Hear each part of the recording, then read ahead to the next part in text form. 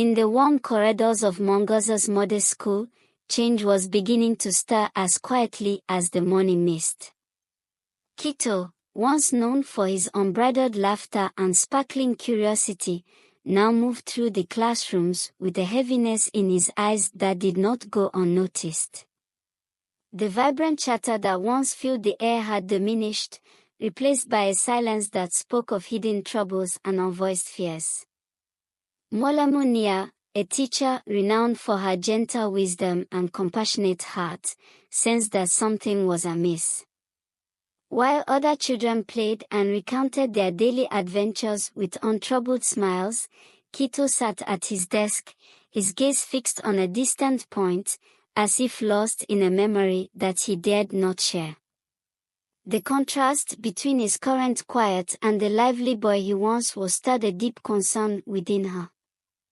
During a quiet recess, as the schoolyard buzzed with the laughter of children, Mwalimu Nia approached Kito with the tender caution of a guardian. Kneeling beside him under the shade of a towering acacia, she asked softly, "My dear child, is everything well with you? Your smile seems to have lost its light today." Her voice, gentle as the rustle of the savannah grass, was meant to be a beacon of comfort. Kito hesitated, his young heart caught between the desire to trust and the weight of the secret he carried. The teacher's kind eyes and unwavering concern slowly broke through the walls he had built around his sorrow. In that quiet moment, beneath the watchful sky, the stage was quietly being set for truths to be unveiled, a truth that would change the course of his life and the lives of those around him. Within the safe embrace of the school, amid whispered encouragement and the nurturing presence of Mwalimu Nia, the first fragile steps toward understanding and healing began to take shape.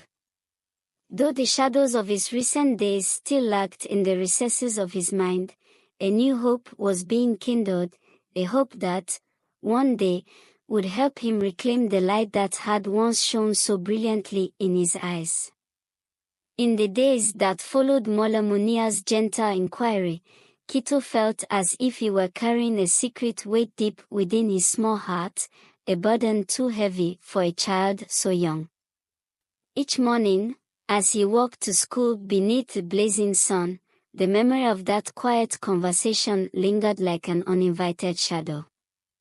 His laughter had diminished ever so slightly, replaced by a distant look in his eyes that told a silent tale of inner conflict. At school, while his classmates played freely under the watchful gaze of acacia trees, Kito's mind often drifted to the unsettling moments at Mama Shani's hut. He remembered the soft cadence of her voice that had slowly transformed into a murmur that left him feeling confused and afraid. With every passing day, the secret he harbored seemed to grow louder in his heart, a secret that made him feel isolated despite being surrounded by caring friends and supportive teachers. Mwalimu Nia noticed this subtle shift. During a quiet break beneath the cool shade of a sprawling mango tree, she sat beside Kito and offered him a small, worn notebook. "Sometimes," she said kindly, "it helps to write your feelings down, so they don't weigh so heavily on your spirit." Though hesitant at first, Kito accepted the gift. With trembling hands, he began to scribble fragments of his day, the uneasy moments at the hut, the laughter that no longer felt quite as free, and the nightmares that haunted his sleep. As the ink flowed onto the paper, each word became a quiet plea for understanding. Yet the secret still remained unspoken. Kito's thoughts were a swirling storm of confusion and sadness, and he wondered if anyone could truly understand the language of his pain. In the sanctuary of the classroom, where bright chatter mingled with the call of distant birds, he felt alone with his silent burden. Every page in his notebook became both a confession and a plea for rescue, a gentle hope that one day, someone might help lift the darkness that had settled over his young heart. The afternoons in Mwangaza grew longer as summer deepened, and with each passing day, the whispers of dread in Kito's heart intensified. In the playful chaos of the schoolyard, while other children laughed and chased the wind, Kito would often catch himself staring blankly at the horizon, his mind occupied by memories of that fateful special game. The game, once masked in the guise of a secret shared between friends, now revealed itself as a quiet betrayal that eroded his sense of safety. During recess, as the sun painted long shadows on the dusty ground, Kito's friend Amoni, known for her bright eyes and ever-curious nature, noticed the sadness hidden behind his silence. "Kito, you seem troubled," she said softly, her voice a gentle ripple in the noisy courtyard. Yet, even as she reached out to comfort him, Kito's lips remained sealed, the secret too complex and painful to articulate. At home, the quiet that had once been a canvas for his imaginative daydreams now echoed with an unsettling tension. The walls of his small home, which once resonated with the comforting murmur of familiar love, seemed to close in around him as he recalled the ambiguous gestures and unsettling smiles of Mama Shani. His nights, filled with dreams that morphed into twisted versions of reality, left him waking in cold sweats, questioning if the familiar warmth of home could ever truly shelter him from the darkness. In a bid to find solace, Kito turned to his notebook once more. His scribbled words became a lifeline, a way to navigate the labyrinth of fear and confusion that had overtaken his days. He wrote of a world where trust was as fragile as spun sugar and where secrets could shatter like glass under the weight of truth. The act of writing, though painful, offered him a measure of control, a way to organize the scattered pieces of his reality. Yet, even as the ink dried on each page, the burden of his secret seemed to pose beneath the surface of his everyday life, a quiet reminder that something precious and pure was being eroded by forces beyond his understanding. The whispers of dread, though muted, were growing louder with every heartbeat, setting the stage for a revelation that could no longer be postponed. As the weeks passed, the weight of guilt and fear pressed down on Kito's shoulders like an invisible force. Each day became a delicate balancing act, where the memories of joyful afternoons playing with friends contended with the creeping dread that haunted him. In the midst of Mwangaza's vibrant daily life, Kito found himself retreating further into silence, a silence that spoke volumes about the pain he could not express. In the classroom, even the cheerful chirps of birds and the rustling leaves seemed to murmur cautionary tales. His once bright eyes, now often clouded with a sorrowful glimmer, betrayed a young boy who felt betrayed by the very hands that were meant to nurture him. At break times, when the other children's laughter mingled with the warm breeze, Kito's heart pounded with memories of an unsettling promise made in hushed tones, a promise that now echoed in his dreams. At home, the creaking of the wooden floors and the distant hum of village life only deepened his sense of isolation. The comforting voices of his parents, Mama Sophia and Baba Jabari, seemed miles away as Kito wrestled with emotions too complex for a child of his age. The secret he carried had woven itself into the fabric of his daily existence, blurring the line between safety and fear.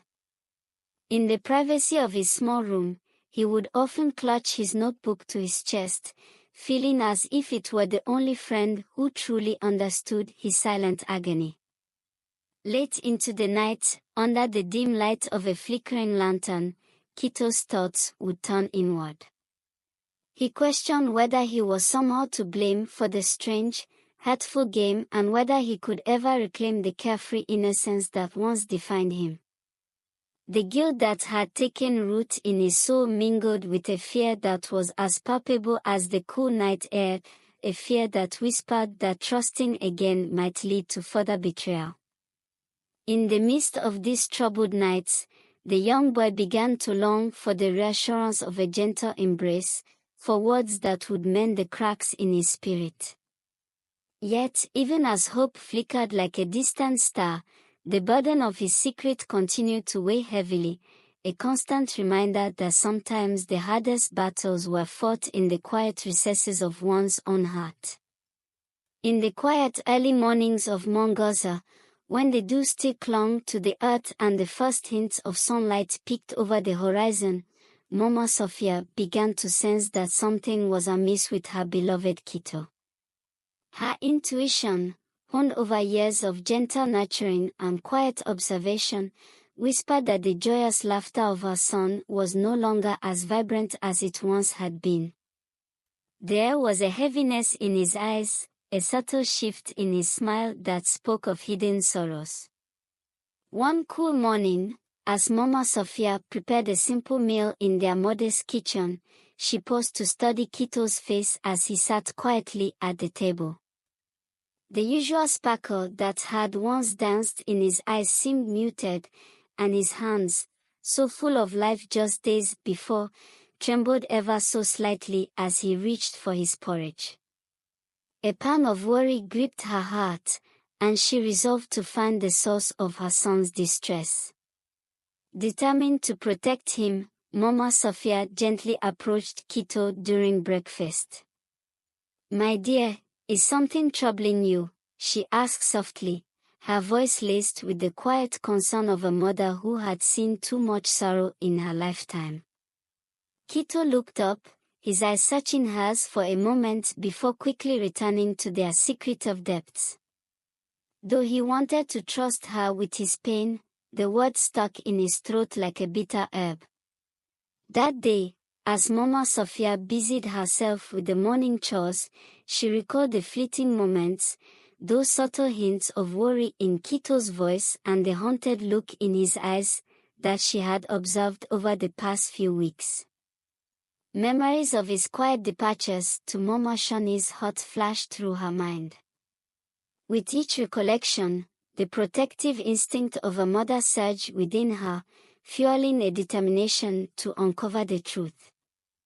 Later in the day, as Kito sat alone in the small courtyard, Mama Sophia gently joined him, wrapping her arms around his small frame. "You are safe here with me," she murmured, hoping to kindle a spark of trust that would encourage him to share his burdens. Though Kito did not speak a word, the silence between them spoke of unspoken fears and a hope for understanding. In that tender moment, Mama Sophia vowed to keep a watchful eye, determined to shield her child from any harm, even if it meant unraveling secrets that lay hidden beneath a facade of kindness. In the hush of a languid afternoon, when the sun cast gentle shadows across the village paths, Kito found himself drawn to a quiet spot beneath an ancient baobab tree. Its gnarled branches and deep roots had witnessed countless stories of joy and sorrow, and today, they seemed to offer him a sanctuary in which to lay down the heavy burdens of his heart. As he settled on the soft grass, the pages of his trusty notebook lay open before him, a silent invitation to confess what he could not speak aloud. The rustling leaves above whispered secrets of days gone by, encouraging him to trust the quiet, to let his feelings spill forth like the gentle trickle of a mountain stream. With trembling determination, Kito began to write. He detailed the soft voice that once comforted him at Mama Shani's hut, and then the unsettling change, a secret game that left him feeling small and afraid. Every word was a small act of courage, a step toward releasing the fear that had grown like a shadow over his sunny afternoons. As he wrote, memories flowed in bittersweet torrents, the joy of receiving a brightly colored soccer ball, the warmth of shared smiles, and then the inexplicable moments when that warmth turned cold. The act of writing became not only an expression of his pain but also a quiet rebellion against the fear that threatened to silence him forever. With each sentence, Kito found himself reclaiming a piece of his innocence, even as the pages recorded the scars left by betrayal. Unbeknownst to him, his friend Amoni had been watching from a distance, her gentle eyes filled with concern. Gathering her courage, she approached him slowly, mindful not to startle the fragile resolve in his gaze. "Kito," she whispered softly, "I'm here if you ever want to share your story." In that simple gesture, Amoni offered him a bridge from isolation to the warmth of understanding. Though words did not immediately flow from his lips, Kito felt the beginnings of trust take root. The quiet moments under the baobab became a turning point, a promise that he did not have to bear the darkness alone. In the shared silence, the world seemed to tilt just enough to let in a sliver of hope, assuring him that every secret, no matter how painful, deserved to be seen and healed. The following week, a subtle change began to ripple through the community of Mwangaza. After several quiet, determined conversations with Mwalimu Nia and gentle nudges from Amoni, Kito finally gathered the courage to confide in his trusted teacher. One cool afternoon, as the school's courtyard filled with the low hum of post-lesson chatter, he approached Mwalimu Nia with his notebook clutched tightly in his small hands. His eyes, though brimming with unshed tears, held a quiet resolve that belied his tender age. In a secluded corner of the schoolyard, beneath the rustling shade of a cluster of mango trees, Kito's voice trembled as he recounted the dark moments that had invaded his afternoons. He spoke of the secret game that had left him feeling small and afraid, of the strange smiles and the growing sense of dread that haunted him at Momoshoni's hut. Mwalimu Nia listened intently, her kind eyes never wavering from his, as if promising him that every word would be safeguarded with love and understanding. "You are very brave, Kito," she murmured, placing a reassuring hand on his shoulder. "What you have shared is not your fault, and I promise you that you are safe here." Her words, soft as the whisper of the savannah breeze, began to soothe the raw edges of his pain. In that moment, Kito felt a glimmer of hope, a promise that the darkness could be chased away by those who cared deeply for him. Later that day, as the sun dipped low behind the horizon, Mwalimu Nia took Kito's gentle confession to the elders and to Mama Sophia and Baba Jabari. The revelation sparked a wave of tenderness and fierce protectiveness within the family. His parents, their hearts aching with the realization that their work had inadvertently left him vulnerable, vowed to ensure that Kito would never again be left alone to face such shadows. In the ensuing days, the community rallied together, each member promising that every child in Mwangaza deserved safety and love. Kito's brave confession became a seed of change, a promise that his story would help light the way for others who might be suffering in silence. As the village united in compassion, Kito began to understand that though his secret had once weighed him down, sharing it had opened the door to healing and protection. In the heart of Mwangaza, the air buzzed with quiet determination as news of Kito's confession spread among the villagers.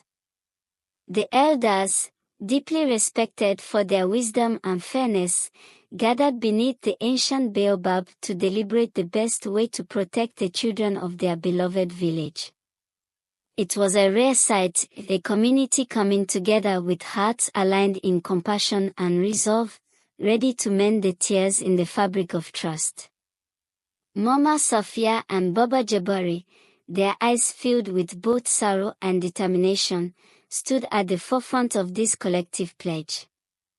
They knew that Kito's pain was not an isolated incident, but a stark reminder of the silent struggles that could hide behind even the kindest of smiles. The parents in the community rallied, each one promising to watch over their children a little more closely, to ensure that no shadow went unnoticed. Elders and teachers, including Mwalimu Nia, organized gatherings where stories of hope and resilience were shared, urging everyone to speak openly about their concerns. In these meetings, the voices of the villagers rose together like a mighty chorus, each note a testament to the promise of safety and unity. They agreed that any hint of harm toward a child would be met with swift action, a collective stand against any force that might darken the light of their future. Amidst the communal resolve, local authorities were quietly alerted. A respected officer from the nearby town, known for his gentle demeanor and commitment to justice, promised that every measure would be taken to investigate and ensure that children remain safe. For the first time in what felt like ages, the community of Mwangaza felt the stirrings of hope, a hope nurtured by the belief that no child should ever suffer in silence. In the days that followed, as the villagers worked together to reinforce protective bonds, Kito began to see that his pain had sparked something powerful, a unity that transcended individual grief, offering a new dawn of awareness and care. The community's commitment to healing was a testament to the strength found in unity, reminding everyone that even in the darkest times, the collective light of compassion could banish even the most insidious shadows. In the wake of the community's united stand, decisive action unfolded like the first hopeful rains on parched earth. The gentle officer, a figure of unwavering integrity, began a careful investigation into the troubling events that had shadowed Kito's afternoons. His visits to Mama Shani's dwelling were measured and deliberate, guided by a solemn duty to uncover the truth while preserving the dignity of all involved.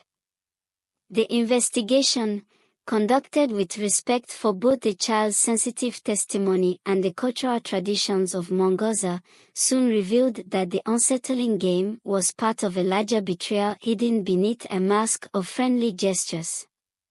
When the evidence became undeniable, Mama Shani was taken into custody. The arrest sent ripples of shock throughout the community, but it also signaled a powerful commitment to protect the innocence of every child. For Mama Sophia, the moment was bittersweet. Though her heart ached at the betrayal of trust, she found solace in the fact that her son's painful secret had spurred action, ensuring that no other child would have to suffer in silence. Baba Jabari, too, wore a determined look, vowing to stand guard over Kito's future with a fierceness that only a parent could muster. In the days following the arrest, Kito began a gentle journey of healing. With the support of Mwalimu Nia and a compassionate village counselor, he embarked on a process of rediscovering the joy that had once illuminated his world. The counselor, a kind soul who wove together traditional wisdom and modern care, introduced him to simple practices of storytelling and art, avenues through which Kito could express his emotions without fear or shame. As the investigation brought closure to a painful chapter, the community of Mwangaza embraced a renewed promise of safety and care. The arrest of Mama Shani was not seen as an end, but as a new beginning, a clear message that betrayal would be met with justice, and that healing was possible even after the deepest of hearts. For Kito, each day brought small victories, a gentle smile shared with a friend, a quiet moment of laughter during a game of soccer, and the comforting presence of those who truly cared.